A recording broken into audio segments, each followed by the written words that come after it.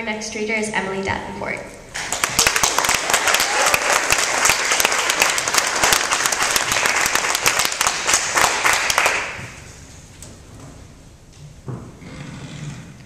Buckles. My first friend, my first pet, Buckles, found dead on the kitchen floor. Vomit lay next to his motionless beagle head. His stomach was bloated and his eyes were half shut. I kneeled next to him and ran my cold hands over his soft fur. My head felt heavy and I let it fall onto his stiff body. He still smelled like dog. Best not linger. My older brother Thomas's voice rang. My older brother Thomas said. His voice rang through the kitchen. I didn't move. We have to get to the police before he comes back. I lifted my head. I heard the jingle of his keys and stood to face him. Was he poisoned? I asked, not really looking at him, but looking past him at the screen door we're about to go through. Probably, Thomas said in his dull, low voice. We pushed through the door and made our way to the station wagon. I got in on the passenger side and sat down next to Thomas. He reached into his pocket and pulled out his bulky, wire-framed glasses.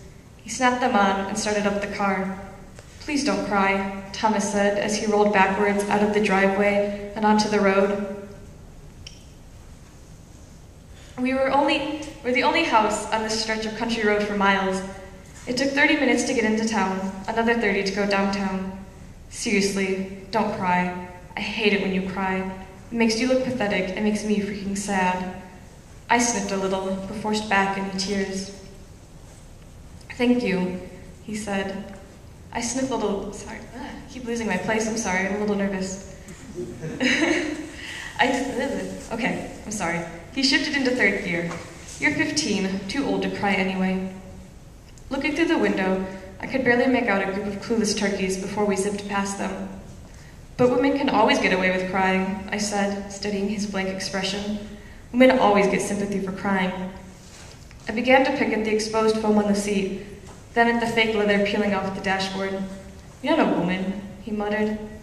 It took us about 15 minutes to get to the police station before Thomas was going nearly 90 the whole time, but there were no cops on such a deserted road. Neither of us spoke a word as we walked to the dinky police station's door. This place was small and cramped. There was only one front counter with a modest-looking woman working behind it. An open door gave a little view of what looked to be a conference room.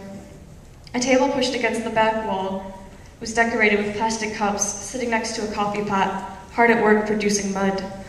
The entire station was blue and white. Blue chairs lined a white wall, a white woman wearing a blue uniform working behind a white counter. I sat in one of the chairs while Thomas went to talk to the woman at the counter. A skinny man was handcuffed to the chair next to me. I couldn't help but stare at the track marks up and down his arms. Hey, sweetie, you like them? The track-marked man asked me. His tone was low, his eyes were set on me. I focused my attention on his face. His cheeks were sunken in, and the whites of his eyes were yellow. You look familiar, he said. I gave him a questioning look. Yeah, I know you. You're Melly. Thank you.